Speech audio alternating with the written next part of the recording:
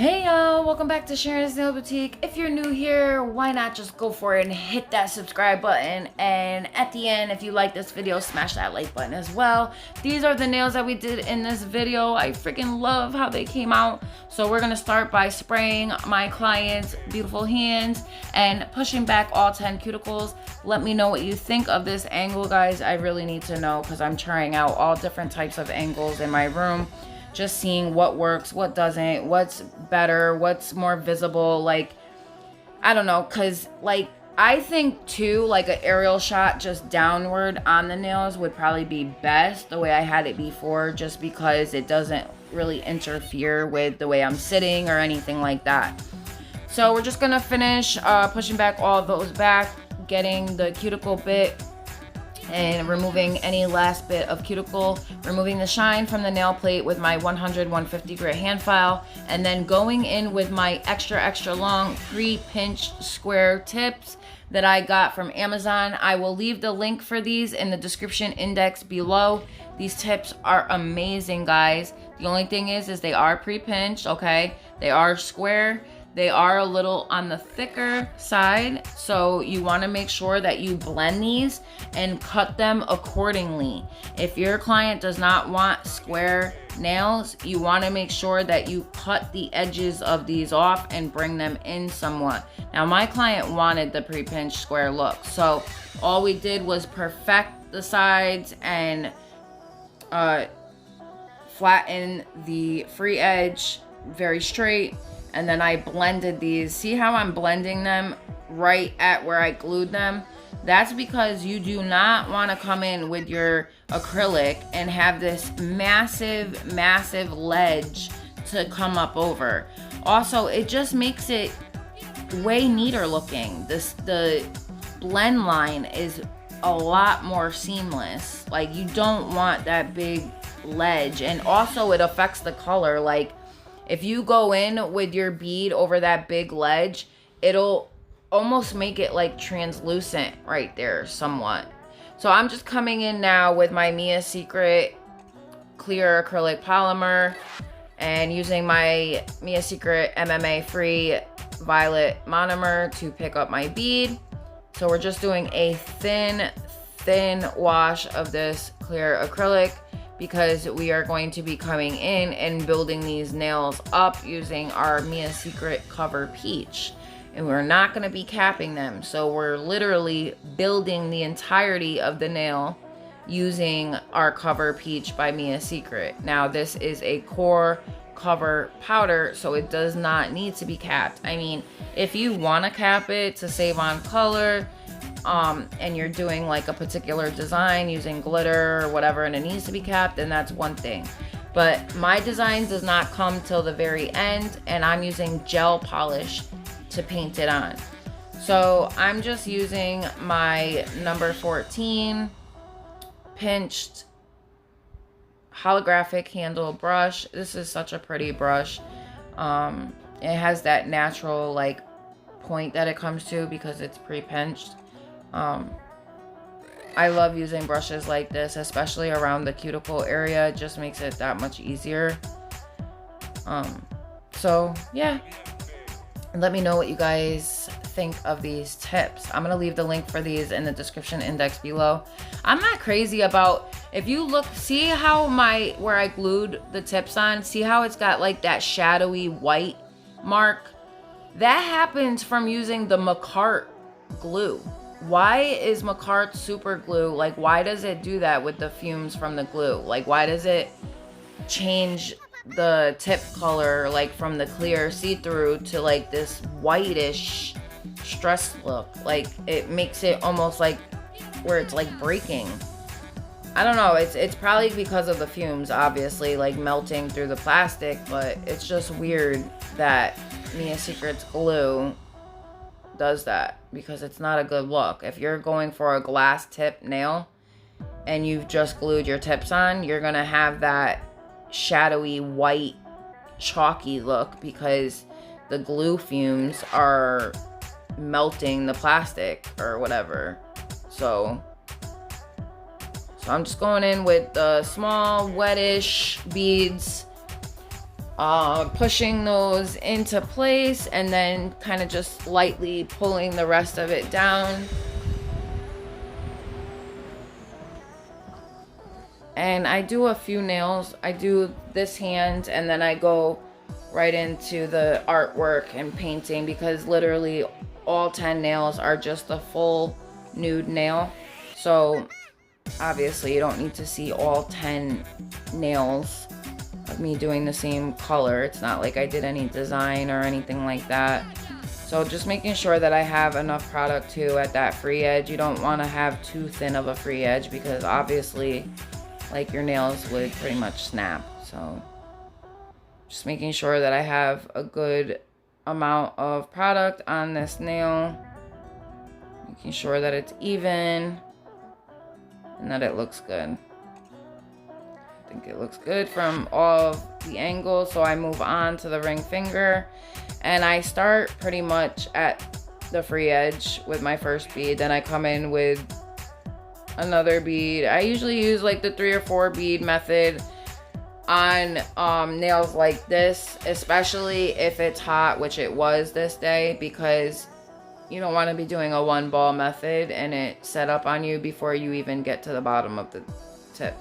So yeah, that's pretty much why I do this method when it's really hot outside. Just lightly kind of feathering the rest of that product down. Going in with my next bead.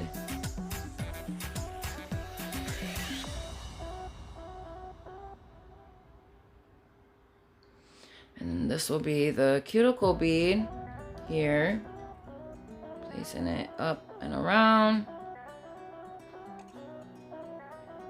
Making sure it's going into place.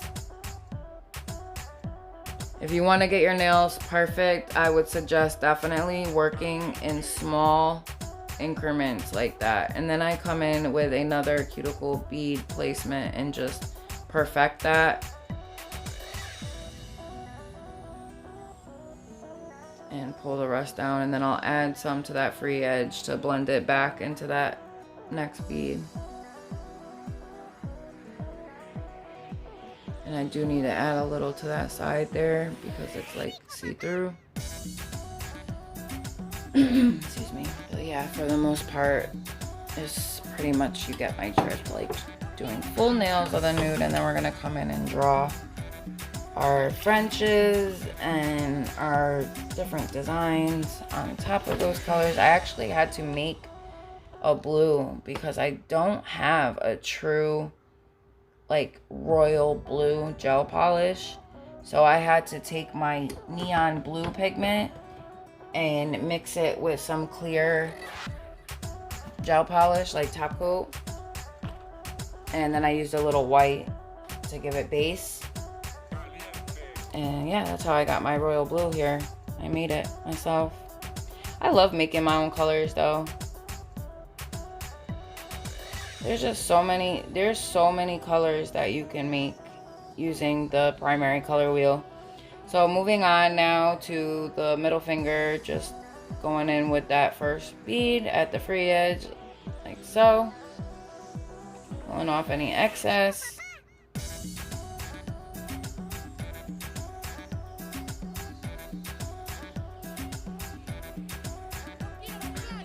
Coming in with our next bead.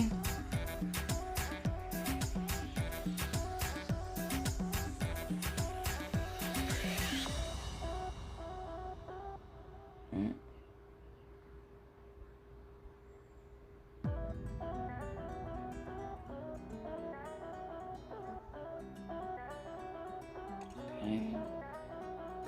Making sure that we're pushing that into place evenly, because sometimes when it sets up too quickly, it'll make the entire nail look completely discombobulated.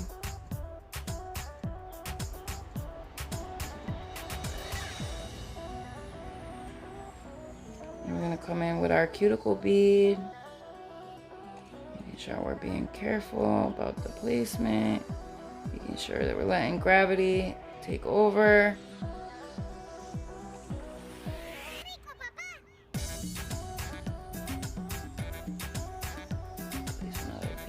there.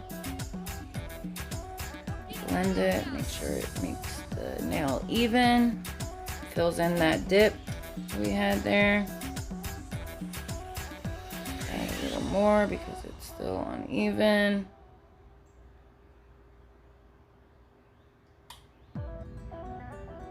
And we will move on to our ring finger.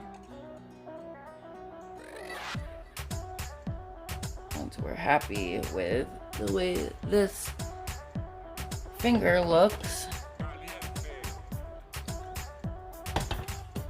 add a little more. We move on to our pointer. So I started higher up because I felt like I could with the pointer. I feel like because it's a little bit smaller of a finger that it's a little more manageable to work with. However, yeah, I tried to pull it all the way to the bottom, but it wouldn't make it all the way. See? Because the heat. Bullshit. So I'm adding a little to that free edge just to fill it in.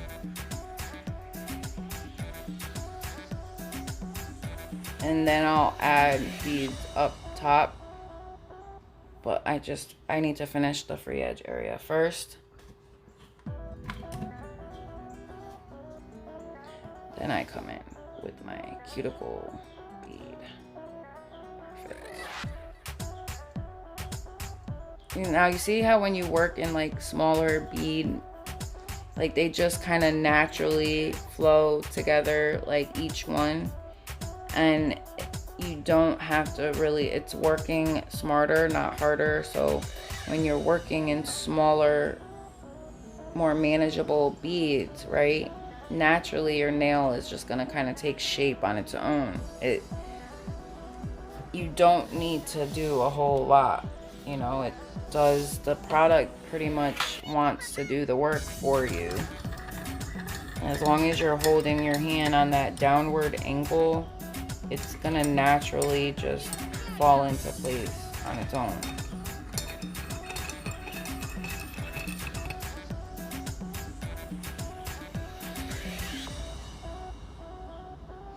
Just kind of filling in some of those spots that are translucent there. And then we move on to our thumb, and same idea, guys, just kind of going in with that first bead to start it off.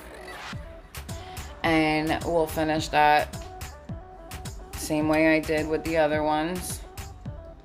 And then we'll move on to our art section of the nails, and I'm pretty much using my Akihi liner brushes. I have them in sizes 3 through 15, I think, or 5 through 15. So every size is like 2 numbers ahead, so it would be like 5, 7, 9, 11, 13, 15 millimeters. I love using these brushes, so I'll leave the links for them in the description index below. Let me know what liner brushes you guys like to use, because I'm always on the hunt for better products. Personally, when I first got the brushes, they were good, but you know, they're older now, so I need to find better ones. But I'm going in now with this homemade royal blue gel polish that I made, and I'm just on the pinkies, I'm going in with that French with the white that I did using my D&D polish, and then I go in with my dotting tool with the blue gel polish that I made and do like kind of like leopardy cow spot print, and I do that on both pinkies, on both hands. Then I go in on the ring finger with the blue French using this blue color, and that takes several coats, but we get there in the end. The middle finger is, I believe, the white French with the baby blue and blue yin yang sign. The pointer is, I believe it's just,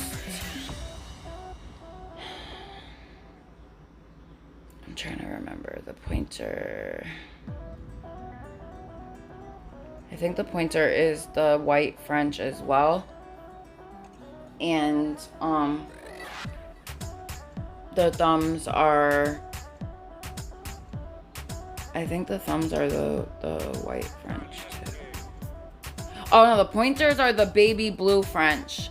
And then, yeah, so the rings are this blue, right? French.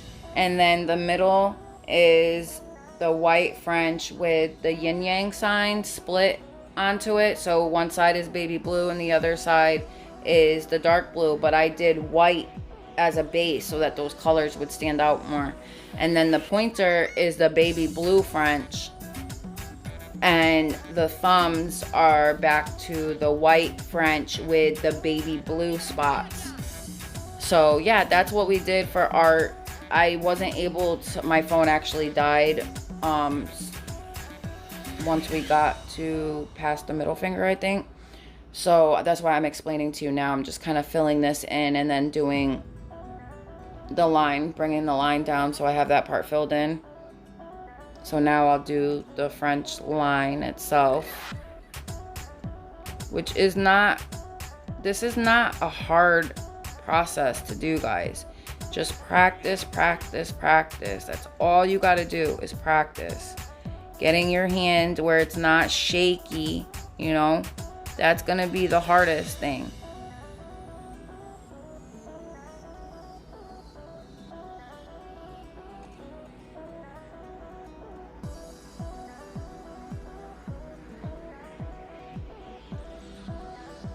I actually really love how these types of designs come out. It's like, I've really been enjoying doing these types of nails lately. And let me know what you all think of these in the comments below. I actually love the length. I love the design. I love how the colors came out. She actually came in with this set in pink. But let me know that she pretty much right away that she wanted to have the same design but change it up to like blue colors. So I was happy about that. Blue is my favorite color, so I love just anything artsy like this is so much fun for me to do. It really challenges my artistic side and gets me doing things outside my, not so much comfort zone, but outside the realm of what I normally do.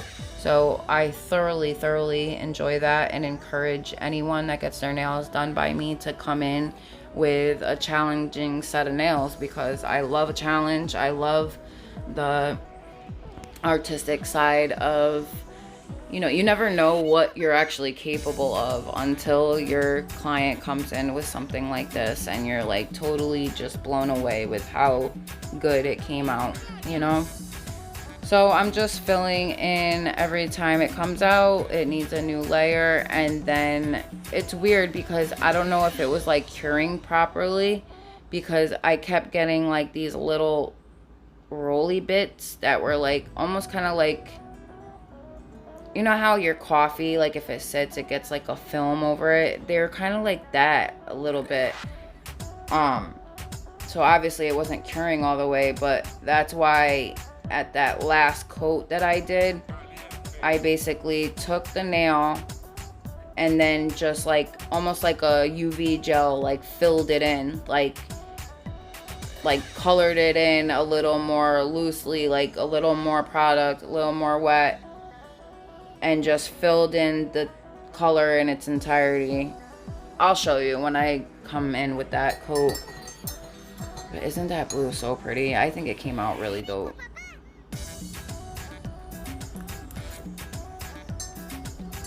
I'm just continuing to color that in. I don't know if it's just me. Let me know in the comments below if you guys experience this too. But it seems like with the pinched tips in particular, especially the longer they are, the harder they are to cure in the lamp. Has anyone else had any issues with their gel like not curing all the way on the sides, or maybe like underneath, the underneath parts? Obviously the underneath parts are going to be harder, but like on the sides of the pre-pinched tip, like sometimes the lamp will not cure it properly. Has anyone else experienced that? So I'm putting that back in. I'm trying to see if I do it here or on the next one. Maybe the next coat that I fill in, like the color. Yeah, I think it is the next one. Because I'm just continuously doing like thin, even coats right now. So on the last one, I do like a thicker coat because of all the little bits that are there. So now I do it, I think. So this is what I do. I grab like a goop of it. And you see how I'm like filling it in now? Like I'm taking like a good amount, see? And now I'm filling it in, like evening it out. Making sure that all the spaces are filled in with just the color. Making sure that you can't see any of those like little annoying bits that I kept getting. Making sure that my sides are straight and filled in evenly. And then I do the same thing over here. You see how I grab that nice blob and I'm going from side to side like a regular gel? That's what I meant. That's what I was talking about. So now I just kind of feather the rest of that down, because even though I took a lot of product, you don't need to flood it. It doesn't need to flood the nail. I can use a good amount of that and feed it into the rest. So now I'm taking my white D&D French white gel polish and going in with the French on the middle finger. And you see how I'm just coming in with the brush and making my line? I feel like, you know, yeah, obviously it would be nice to have like those liner brush ones. And I have the tools for it, but this is what worked for me with the white in particular. So that's what I did. And if I needed help cleaning anything up, I dipped a particular brush in alcohol or acetone and cleaned up my areas. And yeah, and I continued on.